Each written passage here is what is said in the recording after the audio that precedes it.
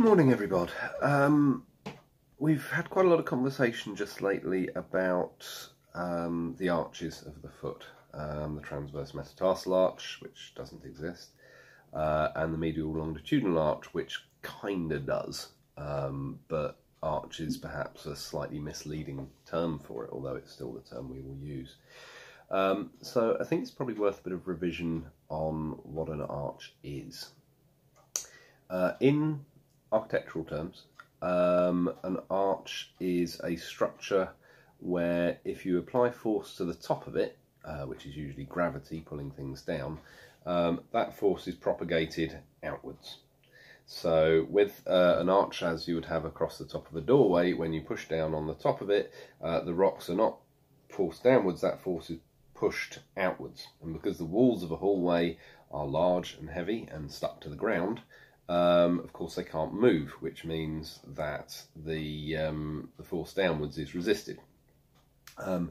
It's a very useful architectural thing, which has been used to keep buildings up for many, many years.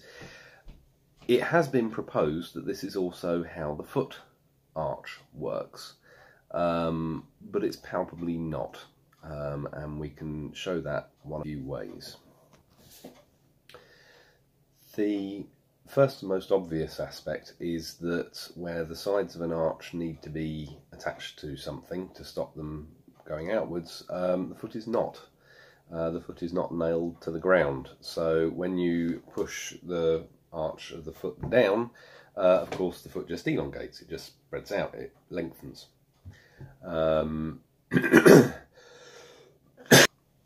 Apologies, one protracted coughing fit later.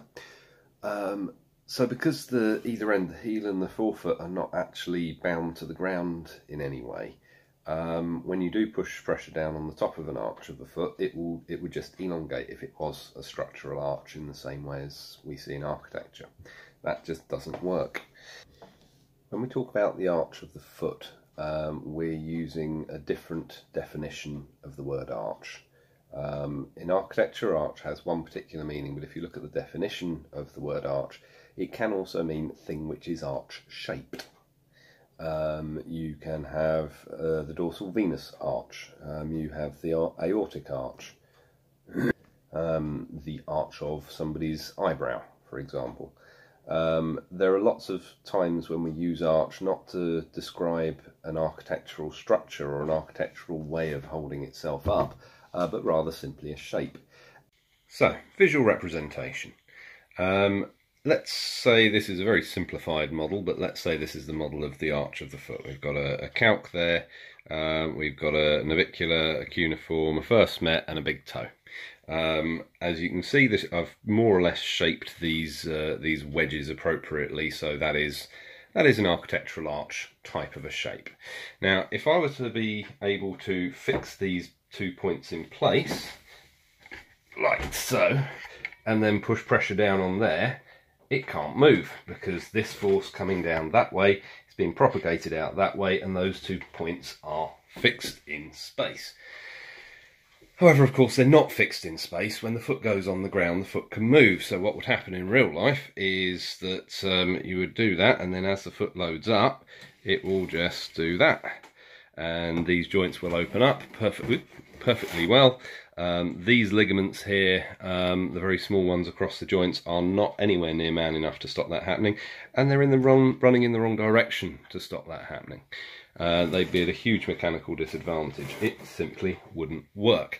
The idea that is how the foot works, that it is an architectural arch, the shape of the bones hold the thing up, is just not true. However, as you will notice, being sharp of eye and keen of mind, this is missing a few elements, which through the miracle of video graphic entertainment we can now add. Firstly, we can add a spring ligament, or if you prefer, that could be the long plantar ligament, doesn't matter. There's a few long ligamentous structures in the deeper layer of the arch of the foot. Now what happens when we try to elongate that arch is that stops it happening. It's a tensile force. It's called a tie beam in engineering terms. what's controlling this now is the tension in that structure. Further to that, we can throw in a plantar fascia. This structure obviously attached to the calc and to the windlass. We talked a little about the windlass in a video yesterday. Now you'll notice here, when the windlass is not engaged, it's still the spring ligament which becomes tight before the plantar fascia. The plantar fascia is still loose at the point that that is kicked in, and that's representative of a real foot. If you put a real foot in non-weight bearing, the windlass is generally not what engages first. It's usually the spring ligament. However, when we do engage the windlass, when we dorsiflex that big toe, you'll notice now it's the windlass which is tight. It's the windlass which is defining how high the arch is, rather than the spring ligament, which at this point is disengaged, is not actually working. The beautiful elegance of that is that, of course, the windlass engages during the gait cycle at heel lift. So at the point where you've got most force going through the midfoot, at the point when you're lifting your heel like that, and there's all of this force going through there, that's the point at which the windlass is active. At the point where it's not needed, it's not. So we have an arch which changes. We have an arch which the tie beam is different depending on what the foot's doing and what stage in the gait cycle it is. And of course there's other structures involved as well. We've got the tibialis posterior, or this could be the tibialis anterior, it doesn't really matter. A muscle which inserts towards the top of the arch that pulls it upwards. So when it's trying to go down this way, as well as these tensile structures holding it up, we've also got this this structure trying to actually pull it up that way. The tibialis posterior obviously being one of the things which supinates the foot during gait. If you are thinking of the foot as an arch, if you're thinking the foot as an architectural arch, something which holds its position because of the shape of all the bones, all of this detail is missing. All of this detail is going to pass you by. And that would be a real problem, because this tells you what goes wrong with feet and how to fix them. One of the things that we know from research is that when you have posterior tibial tendon dysfunction, in other words, when the muscles up here are not working well enough, it puts a great deal more stress on things like the spring ligament and the plantar fascia. And there is a very high incidence in people with posterior tibial tendon dysfunction that the spring ligament will ultimately rupture because it's having too much asked of it. Now, the plantar fascia is on its own. It's not got very good posterior tibial function, and the spring ligament is gone. So then that's going to cause problems. Alternatively, if you have a first ray pathology, let's say you have a structural hallux rigidus, so in other words this joint doesn't bend. Without that joint bending, this plantar fascia is never engaged, this plantar fascia is never actually called into play. So all of the work for supporting the arch is coming onto the spring ligament and onto the tibialis posterior and tibialis anterior muscles. Which means that they have a lot more work to do. So when you lose that joint, you almost always get problems further down the line.